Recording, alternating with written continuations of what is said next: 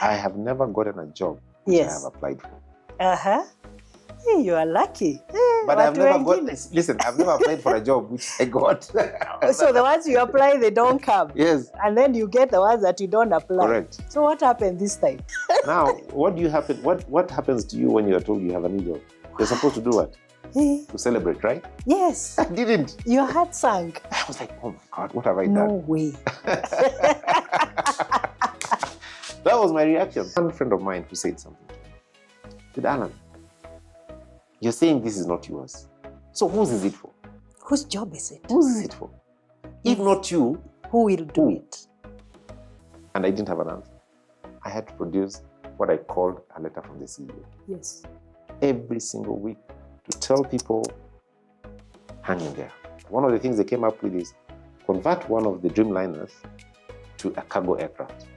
Because cargo was working. That was the idea? Yeah, that was the idea. Wow. So we were the first, and I believe probably the only airline that converted a 787. We converted 2 of them. Yes, I heard that story. To what we're calling a freighter, in fact, not a freighter. You know, one of the most important roles of a leader is to think. In fact, I tell people leaders are paid to think. You have to have vision, which is important. You have to have persistence, which is important. Yes. You have to have purpose. Yes. All that is important. It's necessary. Yeah. But I think tomorrow's leader is one who is authentic and is compassionate. Yes.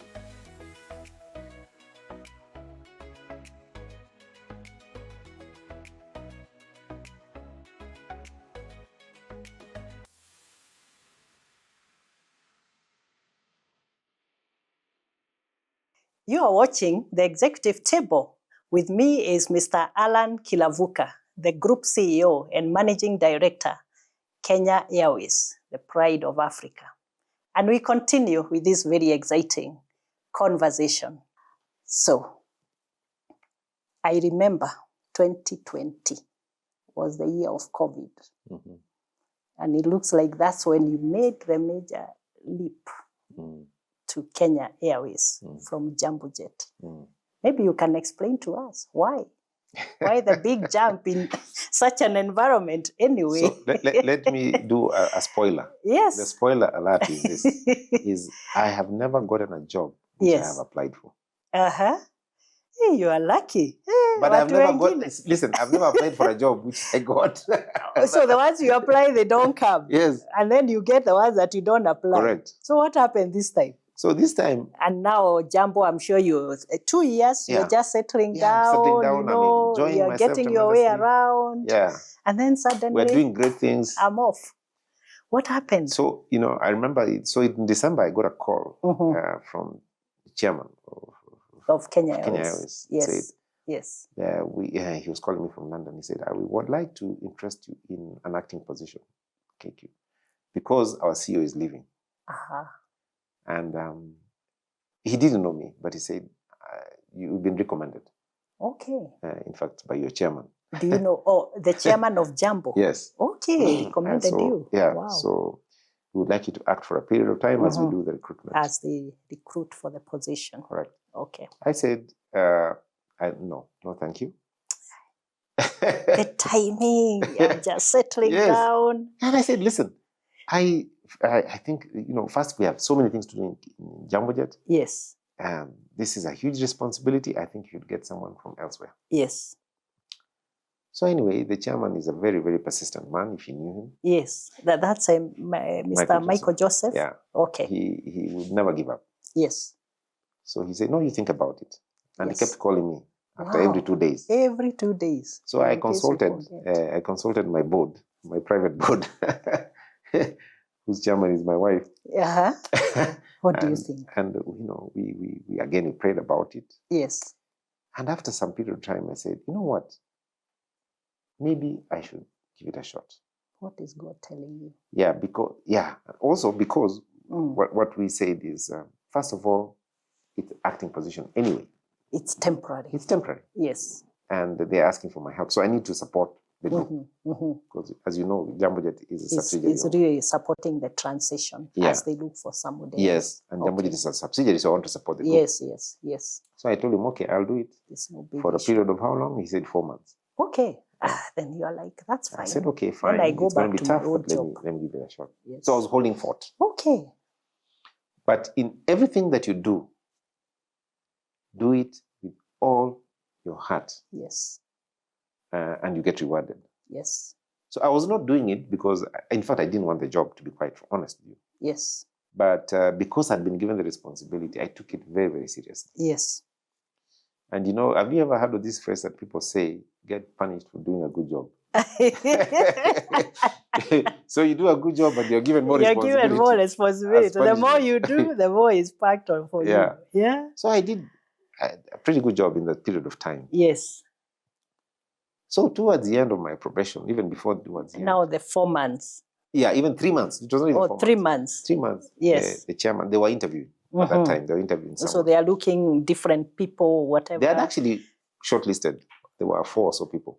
Were you in the interview series? No, I wasn't. So you are not interested, really? No, I wasn't interested. You never put in your CV? No. Wow. No. Okay. I was waiting for the 4 months to go back to them. And then you go back. In fact, I remember Jambojet, some people in Jambojet told me, what if they ask you to stay? I told them I will not stay. I'm not interested. How can I stay? The people here. I'm coming back. Yeah. So I think I spoke ahead of my time. Anyway, so the chairman called me one time in early March and said, listen, we've been watching you. Yes. Why don't you consider this as a permanent position? This job is yours. Yeah, I told him no. No way. We agreed. So you're interviewing your people? Yeah, we agreed. So again, same process. Prayer, consultation. Call every 2 days again. Yeah. So I said, at the end, after consultation and so on, there's one friend of mine who said something to me. He said, Allan, you're saying this is not yours. So whose is it for? Whose job is it? Whose is it for? If not you, who will do it? And I didn't have an answer. What? That was the defining moment. Yeah. He said, if not you, who? I said, okay, let me give it a shot. But on one condition. I told the board, put me through the interview process. Then there were 4, I believe 4 people. Of the 4 of us, please take the best. And one thing I was almost certain was that I was not going to be the best. Don't feel obliged to pick me. Yes. And we went through the interview process. As you would imagine, I was a reluctant interviewee. So you're almost there wanting to spoil the interview. Yes. So that they don't pick you. Yes. You go back. So I went through the interview process. But you see what they had already spoiled because I had already performed the job. Yes, so and that's why they were insisting be there. I went through the interview process. At the end, they told me, you're the successful candidate. The job is yours. Yes. What? Now, what happens to you when you are told you have a new job? You're supposed to do what? To celebrate, right? Yes. I didn't. Your heart sank. I was like, oh my God, what have I done? No way. That was my reaction. And indeed, when I told some of my friends, they told me, what have you gotten yourself into? It's hard. Yeah. So I just picked myself up, gathered myself, said, okay, let me give this a shot. Before I settled down, what happened? COVID. Yeah, because the announcement was actually end of March. Yes, 26th of March. Of March. Yes, I remember that clearly. And I was supposed to start on the 1st of April. What? 4 days before. Yes. So my first job is, okay, I don't have any money. What do I do with people's salaries? Planes have been grounded. Yeah. There's no nothing is going on. So the first thing we did is I told people, okay, this is my welcome speech. I want to cut your salaries. That was the first thing I did. What a way to start. Yes. The new MD. Yes. But you know the beauty. Remember what I told you about Writers Club? Yes. In my primary school? Yes. In my secondary school, sorry? Yes. Communication? Yes. That was very helpful. You had learned very well. Yeah, that was very helpful. How to communicate with empathy. Bad news. Yes. Communicate. Factual, but empathetic. Yes. Say, listen, we have to do this. It is what it is. Because the alternative is much, much worse. You go home. Yeah. So we share the pain. That's what I called it. Yeah. Let us share this pain. Yes. I don't want any one of you to go home. So we share the pain. Yes. Each of us got a pay cut. Some of us, are you okay? 80%. Some not much lower than 80%. But everybody. But you kept everybody. But we kept everybody. Okay. Unless those people who wanted out. Yes. There were people those who could not take it here. Yeah. So, and some people left, which was okay. But we never forced people out. So it was a tough period of time. I can imagine. What was the most important thing for me to do, I've said this, I think, on many occasions, is to transform myself from chief executive officer to chief encouragement officer. Wow. Because here are people, 4,500 people. Yeah. You have reduced their salaries. Yes. You're confining them to their homes. They're not coming to work in the way they should. Some people whose passion, they have flown, maybe pilots have flown for many, many years. All of a sudden, you're telling them, stay at home, and so on, and so forth, and so forth. Yeah. Also, there was loss. Even we lost people. Yeah. There's deaths. There is sicknesses. And this thing seems like it is never ending. And no one knows when it's going to end. Yes. So it's important then you transform yourself to the messaging. Tell people it is bad, but it will end. Yes. Yeah. But you don't know when. We don't know when. But you don't know when. Hang in there. Hang in there. And you give them very many examples. Actually, my job, every week, I had to produce what I called a letter from the CEO. Yes. Every single week to tell people, hang in there. This is what is going on. Yeah. We don't know this. Yeah. This one we know.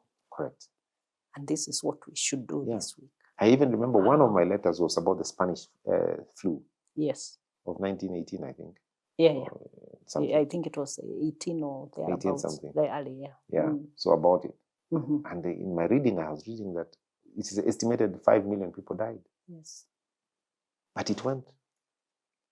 Today, and it was very similar to COVID, actually. Yeah. So also encouraged by what I had mentioned earlier, the Bible says, nothing is new under the sun. Yes. Yeah.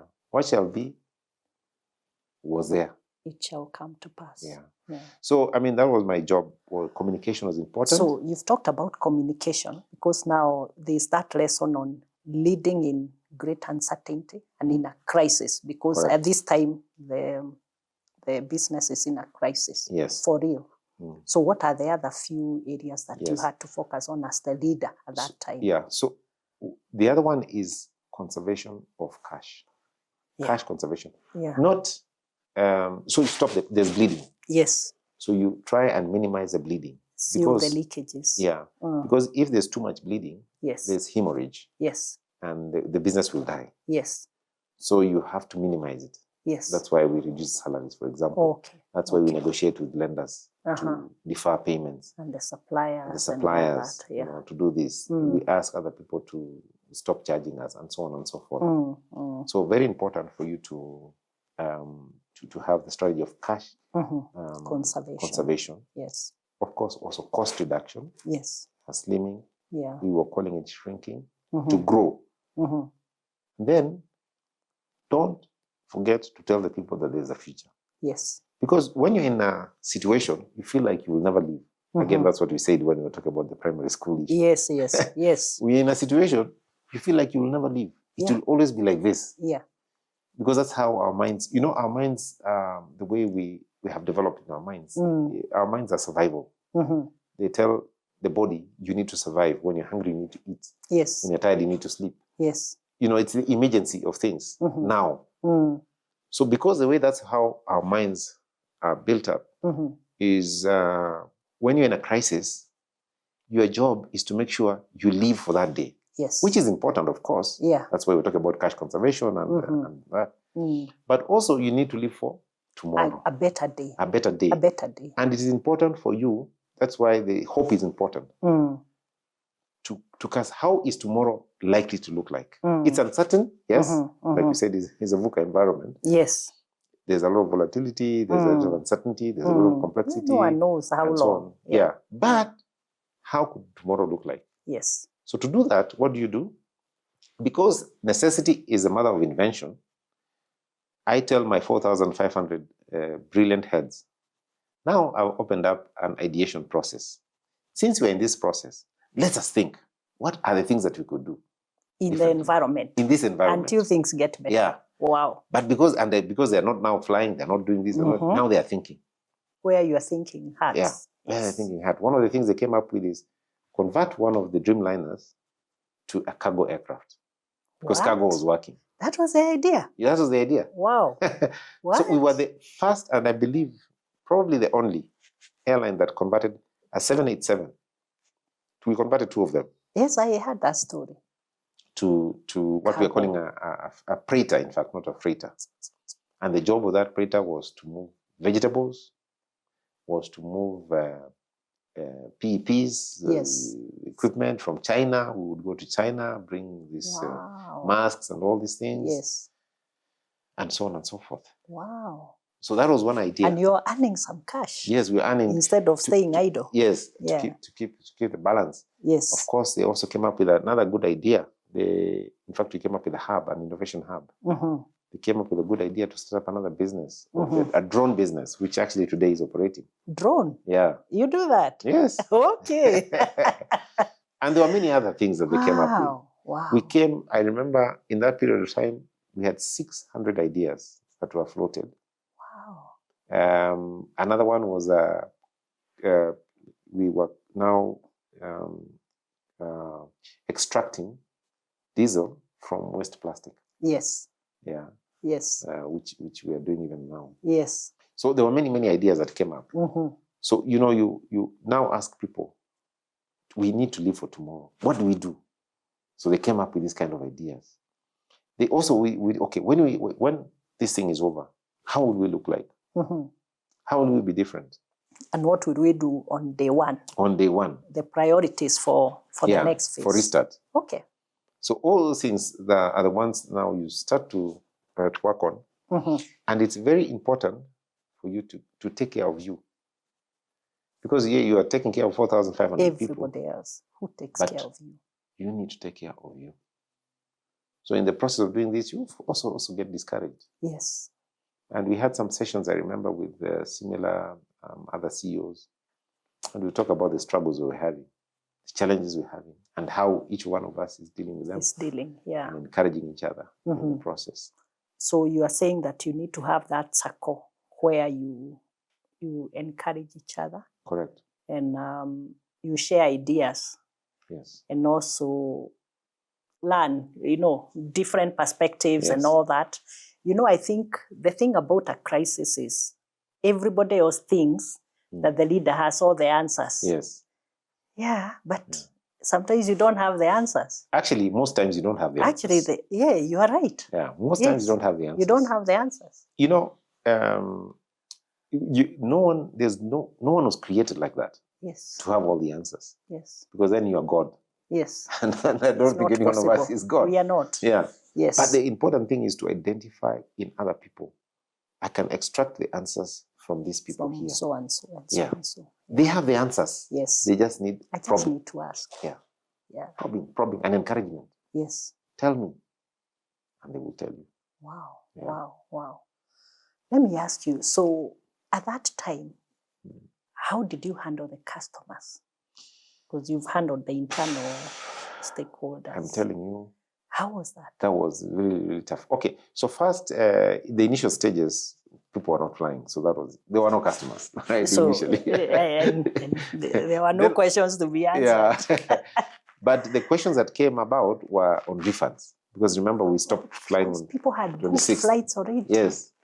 So how do you do refunds? And you don't have money. We don't have money. Wow. So, of course, we're offering vouchers in place of that. Vouchers means you can fly in a future date. When we open. When you open. And then, of course, we had other customers that are not just passengers. They were also cargo passengers. Those ones were demanding because there was a shortage of capacity. Oh, you could not meet the We could not meet the demand because we only had 2 big aircraft.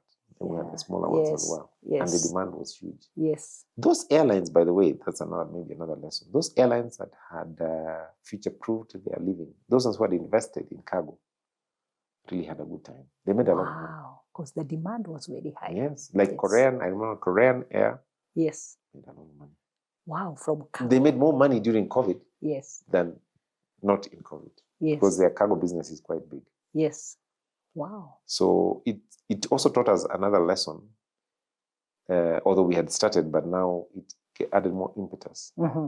That why don't we diversify the business? Yes. By diversifying a business, you de-risk.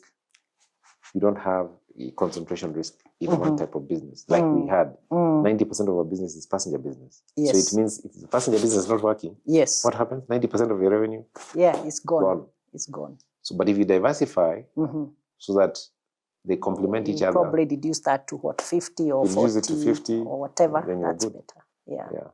Wow, that's great. Did you have to, after close some routes or abandon some, rationalize the fleets and all that, and the routes and all that? Correct. So all what you've said is correct. So we started a project called Project Kifaru. Yes. The aim of that project was to do exactly what you've said. Yes. To rationalize the employees, the routes, the size of fleet, everything about that. Yes. To right size it. Yes. So we did a lot of that. Okay. So for example, we returned some aircraft. We did this, that, and the other thing to make sure we had the right size. Yeah. And then subsequently, started flying an efficient fleet for that period of time. So it took time to recover, of course. Yeah. In fact, the full recovery actually happened in 2023, 2024. Yeah, almost 3 years later. Yeah, 3 years. Okay. Yeah. So what you are saying basically is that in a crisis situation, not necessarily, it's a leader's job to make the hard decisions. Good for the business, but in a very empathetic way. Yeah, and communicate. You know, one of the most important roles of a leader is to think. Yes. In fact, I tell people leaders are paid to think. So you have to spend some time thinking. Yes. And people think thinking is easy work. Thinking is very hard work. Because you have options. Yes. And ultimately you have to settle on something. Yeah. And also thinking, you need data. Yes. You need data you could use or not use. Because sometimes you think with the gut. Yes. But so it means you need to read a lot. Yes. Or familiarize yourself with other options. Yes. You need to listen a lot. Yes. But you need to spend time thinking. Yes. In fact, my favorite day of thinking is Friday. When everybody else is playing golf. And I go and think. So do you dedicate Friday? As much as I can. Okay. At least Friday morning. Okay. Yeah. Wow. Yeah. Wow. That's good because as leaders, sometimes we get too busy, putting out fires here, crisis here and there, meetings here and there. We forget to set aside time for that. So that's a very good lesson. So there's thinking and there's resting. Yes. And resting does not mean sleeping. So how do you do your resting? That's a good definition. For me, resting means taking time off to do something that I truly enjoy. Yes. Yeah. So for example, for me, although it is hard work, hiking is resting. Oh, you do hiking? Yes. Oh, okay. Yeah. Where have you gone? I have been to Kilimanjaro. Oh, 7 days? Yeah. Why? Okay. Meru, Kenya. Have you done Mount Kenya? Yes. Wow. I might do it again this year. All the way to the peak? Oh, yeah. Wow. Without getting to the peak, you don't get the lessons. Oh, wow. Yeah. Nice. So are you going to do Everest? No. You have to know your limits. You know your limits. But I want to do... There's a friend of mine who went to the Everest. Then someone sent me the data on Everest. Yeah. They have this drawing map with some red pins. Yes. Red, red, red, Yes. red. So I was like, hey, why is this map so red? Every red pin means someone died there. Oh my. And they are never collected. The bodies are still there. Yeah. I said, this one, no, God, I don't want to do No. this one. No. No. No, even me. It's not on my bucket list. Yeah. But Yeah. you know, mountain climbing is if again I try and think about everything that I do. So mountain climbing is very, very critical. Yes. Because it helps you in terms of even planning your life, Yeah. planning your business, Yes. planning your leadership journey. Yes. Because there's an ultimate goal that you are gunning for. Yes. But that goal has steps. Yes. And has milestones. Wonderful. Yeah. Yeah. So that's what I intend to do. You know, you aim at a goal, which is getting to the peak. Yeah. If it's of your career, or if it's of your business, yes, or if it is of a family issue, whatever, yes, you have an aim, but that aim has milestones. Yes, and at every milestone, yes, you have to evaluate and move to the next one. Wow. And it's one step at a time. Yeah, one step at a time. Yeah. You have to really give it time. You know, going up the mountain is very chilly. But I think it also tests your mental, whatever, to the limits. Yeah. So, you know, mountain climbing is, because it has everything that you can think of. Yes. You're very tired. You're hungry, but you don't have an appetite. Yes. You're very cold. Yes. You're very grumpy. You're far from everywhere. Yes. You are, in a sense, you are lonely, although you might have friends there. Yes. Maybe the people who are around you are not there with you. Yeah. So at some point you start asking yourself, why am I doing this? Why am I doing this? What's the point? But all those challenges, actually, if you think about it, it's life. Yes. There are all sorts of challenges in life. Yes. So if you can be able to withstand those challenges, and get to your ultimate goal. Yes. Which in this case is getting to the peak. Yes. And I can tell you there's no better feeling if you're a mountaineer than when you get there. Wow. You feel like you've conquered the world. Conquered it. You know, when you stand on top of Mount Kilimanjaro, you can see Mount Kenya. Yes. Oh, you can from there. Wow. Yeah. And you can see the world. Good. And then you feel like you're in fact, you don't feel, you're actually on top of Africa. On top of the world. Africa in this case. Yes. So, wow. So that's a good lesson. Yeah. Yeah. So what are you reading right now? So there's a book on change by Ben Brown. Why are you reading that? Because I was gifted. Yeah. I try and make sure that I'm reading something at any point in time. So this one is, I finished a book called Pause by a lady called Patricia. She's Kenyan. Yes. Very simple, but very deep. Yes. Then just to talk about Pause for a second. So Pause is basically snippets. Yes. It's about 100 pages with very quick snippets. And then asks you to reflect on that snippet. Wow. Wow. And then goes to the next one, then the next one. So it's an easy book to read. Yes. But it is extremely deep. But very practical. Yeah, it questions your inner being. Yes. Yeah, it questions the deepness. Yes. Of who you are. Wow. Then that's when I transitioned to this change leadership book by Ben Brown. But that's very relevant for you because I think you are just dealing with change all the time. The industry is changing, people are changing. And sometimes I read more than one book at a time. Yeah, we all do that.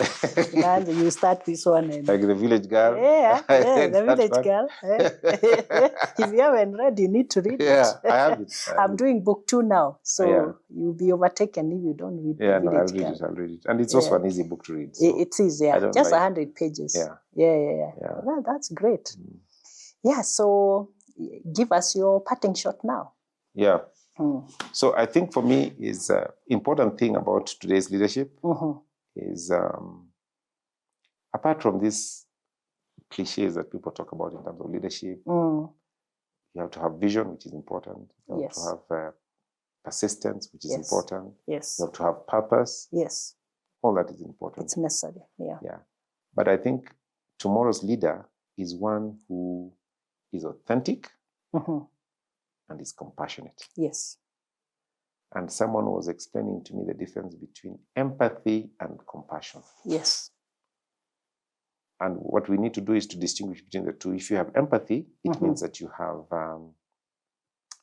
you're putting yourself in that position. If you have compassion, you're doing something about it. Yes. The more effective leaders are the ones who have compassion.